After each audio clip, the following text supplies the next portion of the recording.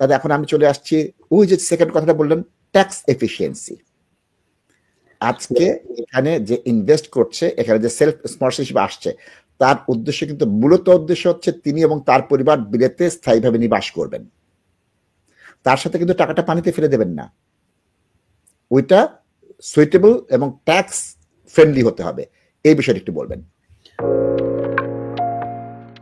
ধন্যবাদ ভাই। আসলে যারা ইনভেস্ট করতে আসছেন, obviously it's a big decision. তো এরকম একটা বড় ডিসিশন নেওয়ার আগে আপনাদেরকে একটু ফ্যাক্ট ফাইন্ডিংটা করতে হবে বলে আমি মনে করি। এবং ফ্যাক্ট ফাইন্ডিং এর মধ্যে অবশ্যই অবশ্যই আপনারা, আমার মতে, যে অ্যাটলিস্ট টেক 2-3 ওপিনিয়ন নেয়ার পরে আপনারা ডিসিশন নেবেন যে আসলে আপনারা কোন পথে আগাবেন। আমরা দেখেছি যে প্রায় কিন্তু অনেক কিছু বলা হয় যে আপনি হয়তোবা এই কোম্পানিতে ইনভেস্ট করুন, ওই কোম্পানিতে ইনভেস্ট করুন, সবকিছু হয়ে যাবে। বাট আসলে রিয়েল চ্যালেঞ্জটা একটু ডিফারেন্ট। বিকজ এদেশে আপনি যদি ঠিক মতো সার্চ ইঞ্জিনকে ইউজ করেন, তাহলে আপনি দেখতে পারবেন যে অনেক জায়গায় কিন্তু আপনি ফ্র্যাঞ্চাইজি কিনতে পারেন, এবং বড় বড় কোম্পানিগুলোও কিন্তু ফ্র্যাঞ্চাইজি বিক্রি করে। এবং চাইলে আপনি আপনি দেশে বসেও বা আপনি ইউকেতে না এসেও অনলাইনের মাধ্যমে অনেক অনেক ইনফরমেশন কিন্তু আপনি নিতে পারেন। তবে আমরা যেটা সাজেস্ট করব, যারা মার্কেটে অনেকদিন যাবৎ আছেন, সেরকম লয়াল কিংবা কনসালটেন্টদের কাছে আপনারা যদি আপনাদের কোয়েরি পাঠান, even they charge you some fees, ওনারা কিন্তু আপনাকে ডাইরেক্ট গাইডলাইনটা দিবে আপনি কোন প্রজেক্টে ইনভেস্ট করবেন কিংবা করবেন না। ফর এক্সাম্পল, আপনি 2টা প্রপোজাল পেলেন এবং 2টা প্রপোজালের মধ্যে আপনি কোনটাকে চুজ করবেন আপনি একটু ডাউটে আছেন। সো সেক্ষেত্রে অবশ্যই you talk to a business consultant or accountant and give those company detail where you want to invest and terms and conditions. তারা কিন্তু বিজনেস অ্যানালিসিস করে, আপনাকে বিজনেস ভ্যালুয়েশন করে আপনাকে বলে দিতে পারবে যে কোন প্রজেক্টটা আপনার জন্য ভায়াবল। সো যারা এই ধরনের ইনভেস্টমেন্ট করতে আসছেন এদেশে বা খোঁজ খবর নিচ্ছেন, আমি বলবো at least take 2 opinions and then select the right project. Now about the profitability, tax efficiency, obviously আপনি যখন একটা বিজনেস শুরু করবেন, সে বিজনেসটাতে কতটুকু ইফিশিয়েন্ট ওয়েতে আপনি ম্যানেজ করছেন তার উপর ডিপেন্ড করবে আপনার প্রফিটেবিলিটি কত বা ট্যাক্সের লিমিটটা কত। নাও ট্যাক্সকে এফিসিয়েন্ট করার জন্য অবভিয়াসলি ট্যাক্সের মধ্যে যে সমস্ত অ্যালাউন্সগুলো দেয়া আছে, যে সমস্ত রুটগুলো দেয়া আছে, যেগুলো ইউজ করে আপনি আপনার ট্যাক্সের পরিমাণকে কমাতে পারেন, অবশ্যই সেইগুলোকে ইউজ করা যেতে পারে। এছাড়াও যারা নতুন ইনভেস্ট করেন প্রথম বছর, আমি এক্সাম্পল দিতে পারি, প্রথম বছর যদি আপনি মেশিনারিতে ইনভেস্ট করেন কিংবা কম্পিউটারে ইনভেস্ট করেন কিংবা রিসার্চ করেন, কোনো একটা নতুন প্রোডাক্ট ডেভেলপ করার চেষ্টা করেন, সেখানে কিন্তু অনেক ট্যাক্স রিলিফ রয়েছে।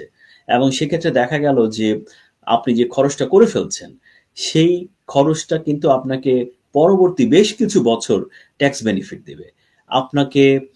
ইভেন রিসার্চ অ্যান্ড ডেভেলপমেন্টে আপনি যদি কোনো স্পেন্ড করেন, সেক্ষেত্রে আপনাকে ট্যাক্স ব্যাক পাওয়ারও কিন্তু সুযোগ থাকে।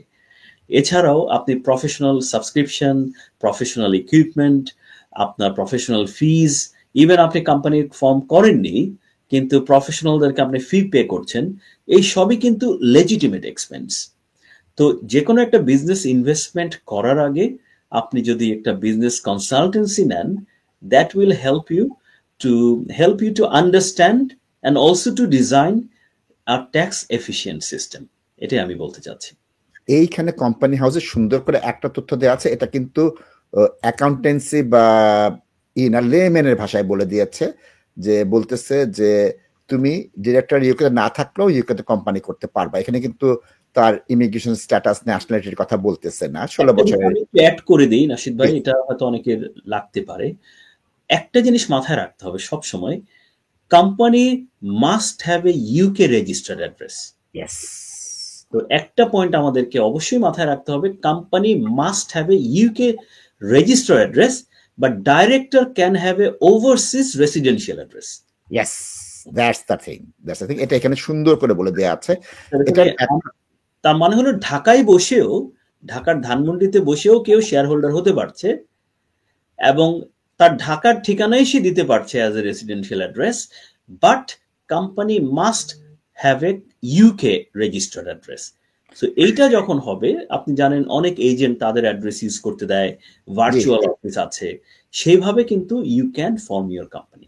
এখানে বলে দেওয়া আছে করসপন্ডেন্ট অ্যাড্রেস, বা অনেক সময় পোস্ট বক্স দিয়ে এখানে করে ফেলে, জি পোস্ট বক্স দিয়ে করা ফেলে, এটা করা সম্ভব। এখন দাদা, এই যে ব্যক্তিটা করবেন তার জন্য কিন্তু সবগুলো একটা নতুন কনসেপ্ট, জি এগুলো আমাদের মাথায় নেই, এগুলো আমরা শুনে বড় হয়নি, এবং এটা আত্মস্থ করতে একটু সময় লাগে। অবশ্যই। এটা করার পর তারা কিন্তু কোম্পানি করে ফেলেন, সব করে ফেলেন, ট্যাক্স অ্যাডভাইসটা নেন না। আমি বলবো যে কোম্পানি করার আগেই Yes, অ্যাডভাইজারের সাথে কথাটা বলতে, তাহলে আপনার শুরুটাই সুন্দর হলো। অ্যাবসলিউটলি। সেকেন্ড হচ্ছে দাদা, যে জিনিসটা হচ্ছে, তিনি প্রথম 3 বছর শুধু টাকা দিয়ে গেলেন, পরবর্তী সময় যে এইগুলো থেকে ট্যাক্স রিলিফ নেওয়া যায়, যে আমি এত ইনভেস্ট করেছি, আমি তখন কোনো প্রফিট পাইনি, ওটাও তারা ডকুমেন্টেশন রাখেন না, সেক্ষেত্রে তো অসুবিধা হয় দাদা। জি অবশ্যই, আমি যেটা বললাম যে আপনি শুরুতে বিজনেসে যে ইনভেস্টগুলো করছেন, বেশিরভাগ বিজনেসই কিন্তু শুরুতে কম্পিউটার কেনেন, ইকুইপমেন্ট কেনেন, ফার্নিচার জি কেনেন, লিজড অ্যাসেট কেনেন। তো অনেক কিছুর মধ্যেই কিন্তু আপনাকে অ্যালাউন্স দেয়া হয়েছে, রিলিফ দেয়া হয়েছে, আই মিন ট্যাক্স থেকে মকুফ দেয়া হয়েছে। তো সেই জিনিসগুলো যদি আপনি শুরু থেকে ইউটিলাইজ করেন, তাহলে দেখা গেল অনেক দিন পর্যন্ত কিন্তু আপনার বিজনেসে সেই ট্যাক্সের পরিমাণটা আসে না। তো এই জিনিসগুলো অনেকটা বোঝার ব্যাপার আছে। এবং এই প্রসঙ্গে আরো বলবো যে যারা এ ধরনের প্ল্যান করছেন, তাদের কিন্তু অ্যাপ্রোপ্রিয়েট পেরোল স্কিম চালাতে হয়, অ্যাপ্রোপ্রিয়েট পেনশন স্কিম চালাতে হয়। এবং পেরোল এবং পেনশন এখন quite important for home office to track that is somebody is working in the right place. এবং দেখা গেল 3 মাস 6 মাস পরে আপনার মিনিমাম পেমেন্ট কিন্তু আপডেট হয়ে যায়, এবং সেক্ষেত্রে আপনার স্যালারিটা সময় মতো হচ্ছে কিনা। অ্যাকাউন্টেন্ট কিন্তু can act like your HR manager as well. কারণ মনে হচ্ছে যে আপনার তেমন কোনো কাজ নেই, but to have their work right checked, তাদের কাজ করার রাইট আছে কিনা, তাদের এনআই নাম্বার হলো কিনা, তাদের হলিডে কত ঘন্টা হবে, হলিডে কতটুকু নিয়েছে, তাদের সিক পেমেন্ট ঠিক আছে কিনা, তাদের অ্যাটেন্ডেন্স ঠিক আছে কিনা, যাবতীয় যে এইচআর এর কাজগুলো, সেই কাজগুলো কিন্তু is quite vital to keep those sponsorship in place. এবং যারা স্পন্সার্ড হয়ে আসছেন, তাদের ভিসাটাকে ঠিক রাখার জন্যও কিন্তু একটা strong HR system is really important. এবং এই এইচআর সিস্টেম ডিজাইন থেকে মেনটেন থেকে শুরু করে কিন্তু পেরোলের যে ডিপার্টমেন্টটা অ্যাকাউন্টেন্টের থাকে, সেই পেরোল ডিপার্টমেন্ট কিন্তু they can help them a lot. তো যারাই ওয়ার্ক পারমিট নিয়ে কাজ করছেন, কিংবা যাদের কয়েকটা ওয়ার্ক পারমিট আছে, তারা তাদের অ্যাকাউন্টেন্টের সাথে যোগাযোগ করে এইচআর সিস্টেমটা একটু আপ টু ডেট রাখবেন। আমরা অনেক সময় দেখি যে এইচআর সিস্টেমে লুপ হলের কারণে অনেককেই কিন্তু স্পন্সর লাইসেন্স দেওয়া হয় না, এবং দেয়া হলেও পরবর্তীতে ওনারা প্রবলেম ফেস করেন। সো একটা strong HR system can be design by accountant as well. So শুধু অ্যাকাউন্টেন্ট বলতে অ্যাকাউন্টেন্সি অ্যান্ড ট্যাক্সেশনই নয়, তারা শুধু আপনার বুক কিপিং করবে কিংবা ফাইলিং করবে, শুধু সেটুকুই নয়, একটা বিজনেসকে শুরু থেকে শেষ পর্যন্ত কিভাবে সাকসেসফুল হওয়া যায় সে বিষয়ে আপনাকে গাইডেন্স দেওয়ারও কিন্তু একজন কোয়ালিফাইড অ্যাকাউন্টেন্টের যথেষ্ট ভূমিকা থাকতে পারে। তা আমার মনে হয় যে আপনারা একটু বুঝে শুনে ডিসিশন নেবেন। Ultimate accounting and tax solutions, chartered accountants, business and tax advisers এর দ্বিতীয় শাখা এখন লন্ডন ফরেস্ট গেটের আপটন লেনে। Sole trading, CIS, partnership, charity limited company, accounts হতে ফাইনাল সাবমিশন পর্যন্ত যে কোনো সেবার জন্য 2007 হতে আস্থার প্রতীক ultimate accounting and tax solutions. Tax, accountancy and business নিয়ে যে কোনো সমস্যায় আমাদের সাথে যোগাযোগ করুন পূর্ণ আস্থায়। ফোন করুন 0208 507 0617।